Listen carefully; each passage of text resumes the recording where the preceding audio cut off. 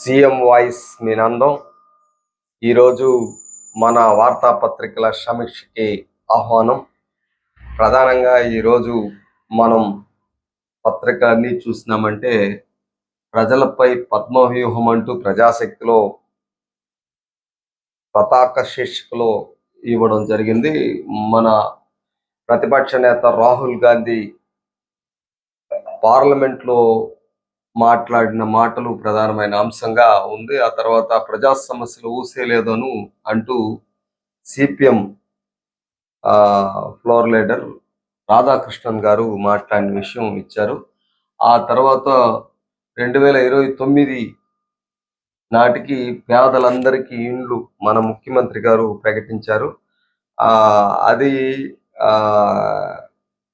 మామూలుగా పట్టణాల్లో 1 సెంట్ అని గత ప్రభుత్వం చెప్పింది. ఇప్పుడు మన ముఖ్యమంత్రి గారు 2 సెంట్లు చెప్పారు. గ్రామాల్లో 1.5 సెంటు, అది 3 సెంట్లకు పెంచారు.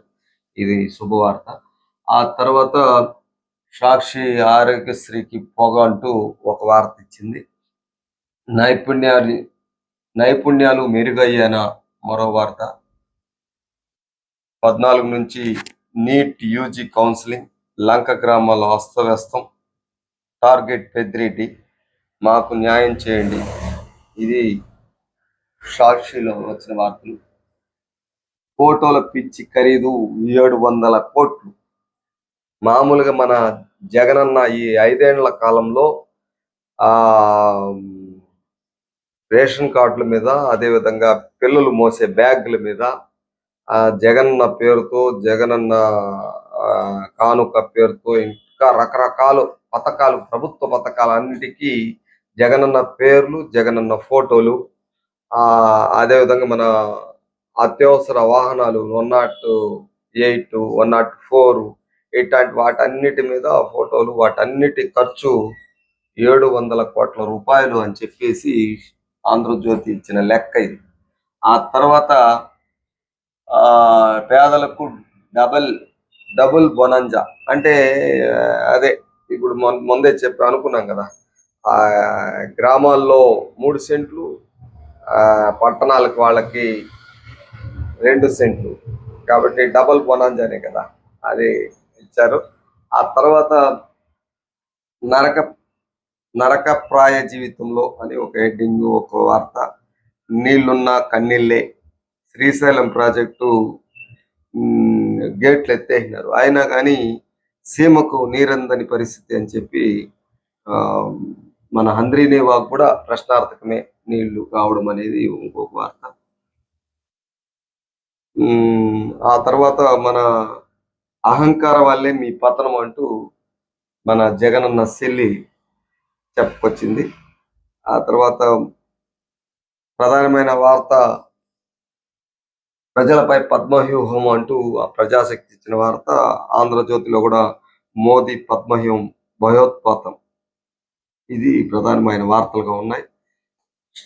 రిజిస్ట్రేషన్ల శాఖని ప్రక్షాళన చేయనున్నట్లు మన ముఖ్యమంత్రి గారు చెప్పారు. ఇది మరో వార్త. 2 ఆర్డీఓలపై వేటు. మదనపల్లి లో జరిగిన సబ్ కలెక్టరేట్ లో జరిగిన మంటల విషయానికి వచ్చినప్పుడు వాళ్ళిద్దరిని సస్పెండ్ చేశారంట. ఇది ప్రధానమైన వార్తల్లో ఉంది. మనం లోతుల్లోకి వెళ్ళిపోతాం. పార్లమెంట్ లో ప్రతిపక్ష హోదాలో రాహుల్ గాంధీ గారు మాట్లాడుతూ అసలు పద్మవ్యూహంలో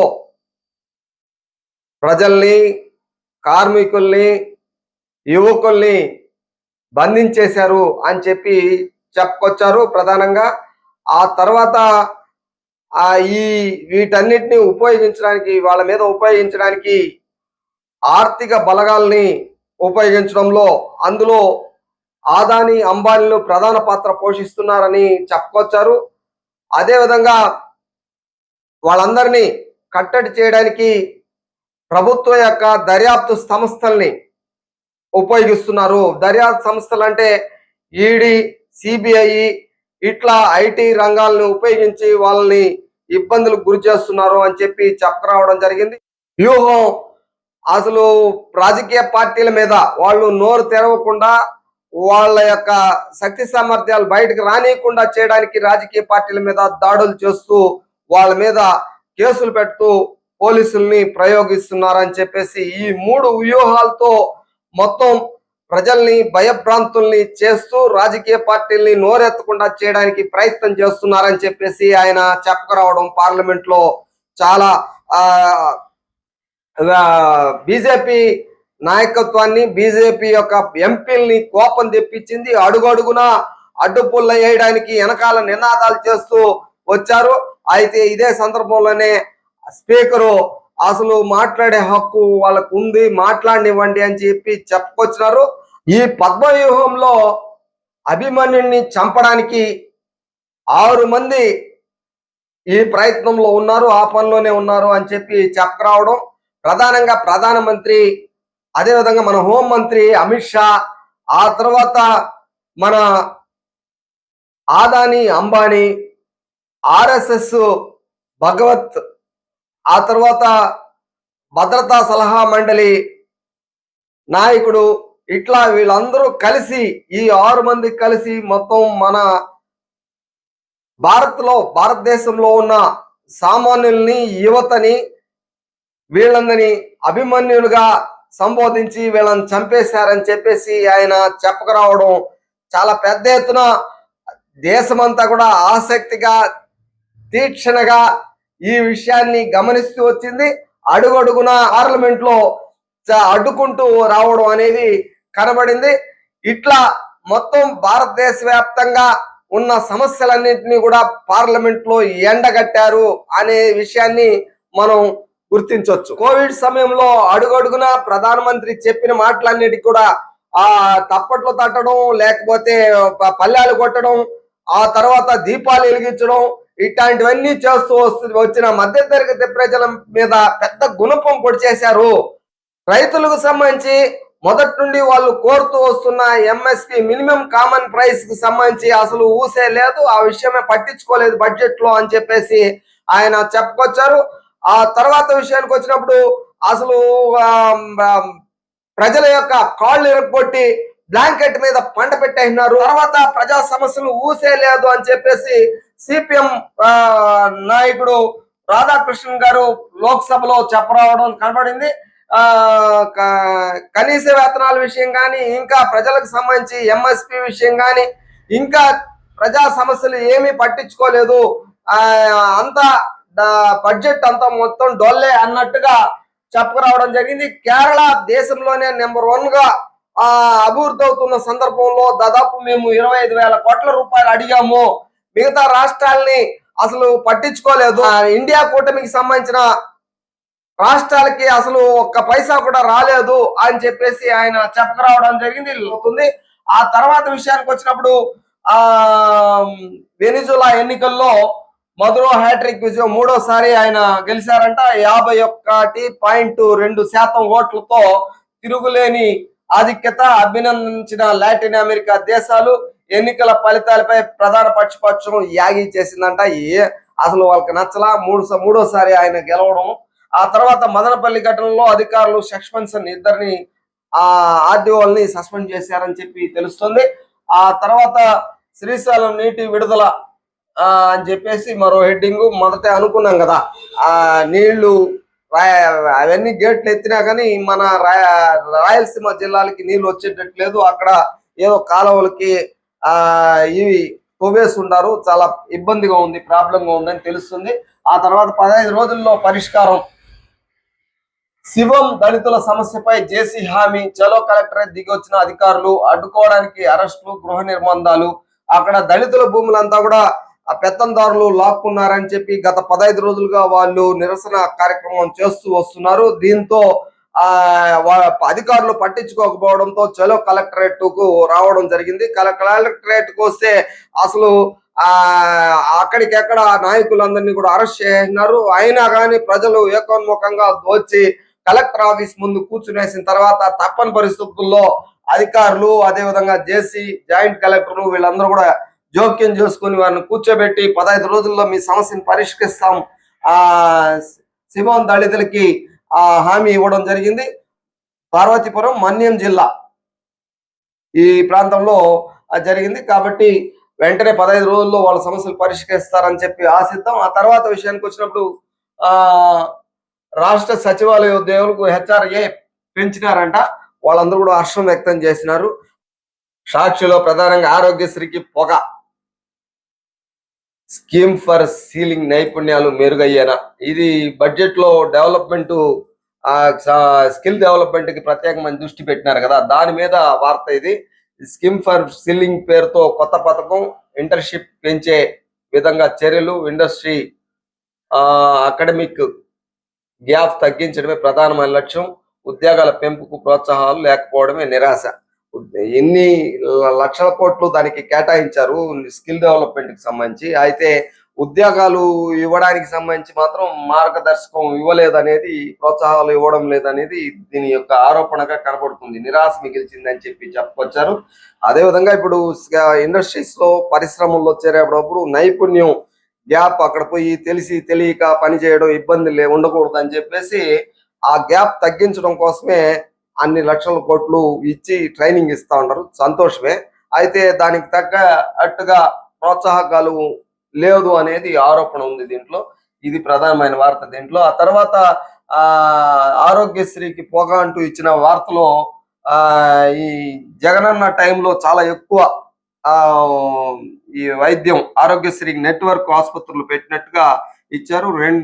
2371 ఆ టైంలో ఇచ్చినట్టు, చంద్రబాబు నాయుడు పీరియడ్ లో 1000 మాత్రమే ఇచ్చినట్టు, అదేవిధంగా చికిత్స వ్యయ పరిమితి సంబంధించి 25 లక్షలు ఇచ్చినట్టు, చంద్రబాబు నాయుడు గారి పీరియడ్ లో 5 లక్షలు ఇచ్చినట్టు చెప్పుకొచ్చినారు. వైసీపీ పాలన దాదాపు 70 లక్షల మందికి వైఎస్ఆర్ ఆరోగ్యశ్రీ ఆరోగ్య ఆలాపన 14,470 కోట్ల మేర ప్రయోజనం. దీంట్లో చికిత్సలు 3,257, దీంట్లో టీడీపీ పీరియడ్ లో 1059 మాత్రమే అని చెప్పేసి, మొత్తంగా చూస్తే 2,06,071 మంది రూపాయల కోట్లలో 743 కోట్లు అని చెప్పి ఇచ్చారు. అంటే ఆరోగ్యానికి ఖర్చు పెట్టింది 743 కోట్లు అని చెప్పి పెట్టారు. మొత్తం మీద జగన్ గారి పీరియడ్ లో చాలా ఎక్కువ చికిత్సలు, వైద్య సేవలు అందాయని చెప్పి చెప్పుకొస్తుంటారు. అది నిజమే అయి ఉండొచ్చు. కానీ ఇప్పుడు ఇంకొక లెక్క ఆంధ్రజ్యోతి వాళ్ళు ఇచ్చారు. అసలు అడ్వర్టైజ్మెంట్లకు, బొమ్మల కోసం 700 కోట్లు ఖర్చు పెట్టినారు. ఇక్కడేమో వైద్యానికి 743 కోట్లు, బొమ్మలకి వాటికి కూడా 700 కోట్లు. అంటే ఎంత ప్రాధాన్యత ఇచ్చారనేది మనకు దీన్ని బట్టి ప్రజల యొక్క ప్రాణాలకి, ప్రజల యొక్క ఆరోగ్యానికి ఇచ్చిన అట్లే ఆయన బొమ్మలకు కూడా ఇచ్చుకున్నాడు. అంటే ఈ వర్షాలకి మొత్తం కూడా లంక గ్రామాలందరూ కూడా మునిగిపోతున్నాయి అని ఇబ్బంది వార్త వచ్చింది. ఆ తర్వాత పెద్దిరెడ్డి టార్గెట్, ఆ కుటుంబాన్ని మానసికంగా వేధించడమే ప్రభుత్వ పెద్దల లక్ష్యం. మదనపల్లిలో అగ్ని ప్రమాదం కేసు పక్కదారి, వరుస సోదాలు, విచారణ పేరుతో వేధింపులు. జరిగిన నష్టాన్ని పూడ్చడానికి దానికి సంబంధించి దర్యాప్తు జరగాల్సిందే కదా. కాబట్టి దర్యాప్తు జరిగేటప్పుడు కొంచెం ఖచ్చితంగా కష్టం ఉంటుంది, ఇబ్బంది కూడా ఉంటుంది. అంత పెద్ద నష్టం, వందల మంది ఆఫీసుల చుట్టూ తిరుగుతా ఉన్నారు. వాళ్ళ భూములు పోగొట్టుకున్నప్పుడు వాళ్ళు ఎంత కష్టపడి ఉంటారు. రైతులు కష్టపడి దాన్ని పొలం దున్నేటప్పుడు ఇవన్నీ కూడా ఉన్నాయి కదా. ఇవన్నీ లేదని చెప్పేసి ఆ ఒక్క కుటుంబమా, మిగతా కుటుంబాలు కదా. కాబట్టి వాళ్ళు కూడా ఆలోచించుకోవాలి. ఒక్క కుటుంబమే పెద్దగా చూస్తే మిగతా ప్రజలు, రైతులు, దళితులు, వీళ్ళ పరిస్థితి ఏంది? కాబట్టి అది కూడా పరిష్కారం కావాలి కదా. వందల మంది ఎందుకు అర్జీలు తెచ్చిస్తా ఉంటారు? ముఖ్యమంత్రి కార్యాలయానికి ఎందుకు పోతా ఉంటారు? కాబట్టి ఆలోచించాల్సింది. తర్వాత మాకు న్యాయం చేయండి అంటూ రాష్ట్ర వ్యాప్తంగా కలెక్టరేట్లు, ప్రభుత్వ కార్యాలయాల్లో వాలంటీర్లు వినతి పత్రాలు. టీడీపీ ఎన్నికల హామీని నిలబెట్టుకోవాలి. మన ముఖ్యమంత్రి గారు ఎన్నికల ప్రచారాల్లో మేము వాలంటీర్ వ్యవస్థని కొనసాగిస్తాము, వాలంటీర్లను తొలగించము అని చెప్పి చెప్పుకొచ్చారు. అయితే ఇప్పుడు మొత్తం వాళ్ళ గురించి అగమ్యగోచరంగా ఉంది పరిస్థితి. వీళ్ళన్న ప్రతి గ్రామ పంచాయతీలో, ప్రతి సచివాలయ కేంద్రంలో దాదాపు 30 మంది నుండి దాదాపు 60-70 మంది ఉన్నారు. వాళ్ళని అసలు పనిలో కల్పించకుండా లక్షల మంది రాష్ట్ర వ్యాప్తంగా ఉన్నారు. పాపం యువత వాళ్ళందరూ కూడా నమ్ముకొని ఆ వృత్తిని నమ్ముకొని వచ్చారు. వాళ్ళకి సరైన న్యాయం జరిగే విధంగా చర్యలు తీసుకోవాలి. అందుకోసమే వాళ్ళు ఆందోళన చేసినట్టు ఉన్నారు. ముందే అనుకున్నట్టుగానే మన ముఖ్యమంత్రి గారు పేదలకు డబుల్ బొనాంజా మొదట ఎన్నికల ప్రచారంలోనే చెప్పారు ఆయన. నేను అధికారానికి వస్తే 3 సెంట్లు అని ప్రకటించారు. గ్రామాల్లో 3 సెంట్లకి గ్యారంటీ చేసేస్తారు. పట్టణాల్లో 2 సెంట్లకి ఈ జగన్ హయాంలో ఇచ్చిన దానికి ఇది రెట్టింపు. ఇకపై ప్రభుత్వ గృహాల్లో నిర్మాణానికి 4 లక్షలు. మామూలుగా జగనన్న పీరియడ్ లో దాదాపు 1,75,000 రూపాయలు ఇచ్చినట్టు ఉన్నారు. అది గృహ నిర్మాణానికి 4 లక్షలు డబల్ చేశారు. దీన్ని కూడా డబల్ కంటే ఎక్కువ అనుకోవాలి. రాష్ట్ర ప్రభుత్వం కీలక నిర్ణయం. కొత్త లబ్ధిదారులందరికీ వర్తింపు. అంటే ఇప్పుడు పాత వాళ్ళకి లేదు, కొత్త వాళ్ళకి మాత్రమే ఇది వర్తిస్తుంది. జగన్ ఇచ్చిన గ్రామాల్లో 1.5 సెంటు, పట్టణాల్లో 1.5 సెంటు మాత్రమే. ఇవి కూడా ఊరికి దూరంగా ఎక్కడో ఇచ్చారు. అట్లా కాకుండా ఊరికి దగ్గరలో ఇచ్చేటట్టున్నారు.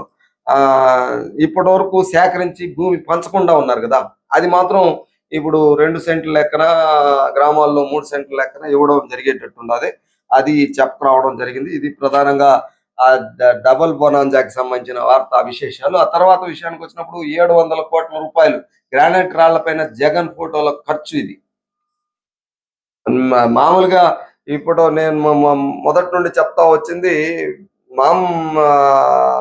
ఈ బొమ్మలు వాటికి అడ్వర్టైజ్మెంట్లకు వాటికి అని చెప్పాను. అడ్వర్టైజ్మెంట్లకు కాదు, అది గ్రానైట్ రాళ్ళ మీద అక్కడక్కడ శిలా పలకాలు వేస్తారు కదా, ఆ శిలా పలకాల మీద వేసిన ఖర్చు 700 కోట్లు అని చెప్పి వార్త ఈ ఆంధ్రజ్యోతి చెప్పుకొచ్చింది. ఇవన్నీ తుడిపేయాలంటే మరో 15 కోట్లు ఖర్చు అవుతుందంట.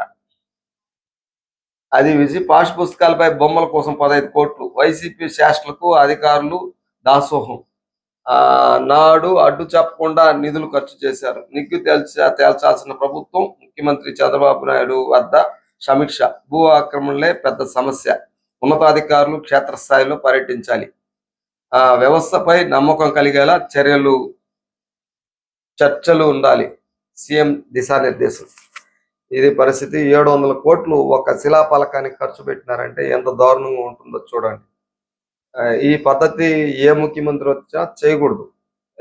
అది ప్రజల డబ్బు కదా, అది పన్నులతో, వాళ్ళ కష్టంతో, చెమటతో వచ్చిన డబ్బు. ఆ డబ్బుని వృధా చేయడానికి ఇట్లా అధికారంలో ఉన్న వాళ్ళు చేసి వ్యవహరిస్తే ఎంత దారుణంగా ఉంటుందో చూడండి. ఆ తర్వాత వార్త వచ్చినప్పుడు ఆయన ఇంకో క్వశ్చన్ చెప్పారు. ఇంక బయట పాస్ పుస్తకాల మీద లేకపోతే ఇంకేదన్నా ప్రభుత్వం ఇచ్చే దాని మీద వాళ్ళ వివరాలంతా కూడా రావాలంటే దానికి కోడ్ ఒకటి, భూ సరిహద్దులు అవన్నీ కూడా ఆ కోడ్ స్కాన్ చేసిన వెంటనే ఆ భూమి సరిహద్దులు, ఎవరు పక్క ఎవరు ఉన్నారు, ఏముండారు, ఎంత భూమి ఉంది, ఆ విషయాలంతా కూడా ఆ కోడ్లో స్కాన్ చేసి తెలిసిపోయే విధంగా ఒక కోడ్ ఇస్తారంట. ఆ తర్వాత రిజిస్ట్రేషన్ శాఖని ప్రక్షాళించాలని చెప్పేసి తీర్మానించినారు. నేడు కేబినెట్ 5న కలెక్టర్ల కాన్ఫరెన్స్. ఈ 5వ తేదీ కలెక్టర్లతో కాన్ఫరెన్స్ నిర్వహిస్తారంట. ఆ తర్వాత నీళ్లున్నా కన్నీళ్లే, శ్రీశైలం గేట్లెత్తిన సీమకు నీరందని దుస్థితి, అందరి నివాకును విడుదల ప్రశ్నార్థకమే. ఆ తర్వాత ప్రధానమైన వార్త, మన జగనన్న వాళ్ళ చెల్లెమ్మ ప్రేమతో అహంకారం వల్లే నీ పతనం, అసెంబ్లీకి వచ్చి నిలదీయమంటే చంద్రబాబు కొమ్ము కాయడమా, అద్దంలో కూడా మీకు ఆయనే కనబడుతున్నారు, మీ మూర్ఖత్వానికి మిమ్మల్ని మ్యూజియంలో పెట్టాలి. వైఎస్ఆర్సీపీ నుంచి వైఎస్ను ఎప్పుడో పంపేశారు. వైఎస్ఆర్సీపీ పార్టీ నుండి మన వైఎస్ రాజశేఖర్ రెడ్డిని లేకుండా చేసినారు అని చెప్పేసి వాళ్ళు చెప్పరావడం. ఇప్పుడు వైసీపీలో అంటే వైవి సాయిరెడ్డి సజ్జలే, సాయిరెడ్డి సజ్జలే, జగన్ పై వైఎస్ షర్మిల ధ్వజం. ఆ తర్వాత వార్త వచ్చినప్పుడు మోదీ పద్మవ్యూహంలో భయోత్పాతం. నేను ముందే చెప్పాను దాని గురించి. చాలా పెద్ద ఎత్తున రాహుల్ గాంధీ గారు పార్లమెంట్ లో చెప్పొచ్చినారు. చాలా దుర్మార్గంగా వ్యవహరించింది ప్రభుత్వం, వ్యవహరిస్తుంది, కాబట్టి ఇప్పుడైనా మార్పు చెందితే మంచిది అని చెప్పేసి ఆయన చెప్పుకొచ్చారు. ఇది ప్రధానమైన వార్తలుగా ఈ రోజు ఉంది. బీహార్ రిజర్వేషన్ పెంపునకు సుప్రీం నో చెప్పేసింది. వాళ్ళు రిజర్వేషన్ ని పెంచుకోవాలి, వాళ్ళ పర్సెంటేజ్ ని 50 కంటే ఎక్కువ పెంచుకోవాలని ప్రతిపాదన పెట్టినారు. వాళ్ళ రాష్ట్రంలో ఎక్కువ మంది బీసీలు, ఎస్సీ, ఎస్టీలంతా ఎక్కువ మంది ఉన్నారు అని చెప్పేసి వాళ్ళు ఒక రికార్డు సర్వే చేస్తే వచ్చింది కదా. దాన్ని బేస్ మీద వాళ్ళు 50% పైన పెంచాలని ప్రయత్నం చేసి సుప్రీంకోర్టు అడ్డుపుల్ల వేసేసింది. కాబట్టి ఇది ప్రధానమైన వార్తలు. ఇప్పటివరకు మీరు సబ్స్క్రైబ్ చేయకుండా ఉంటే సబ్స్క్రైబ్ చేసేయండి. మీ కామన్ వాయిస్ మీ నందం.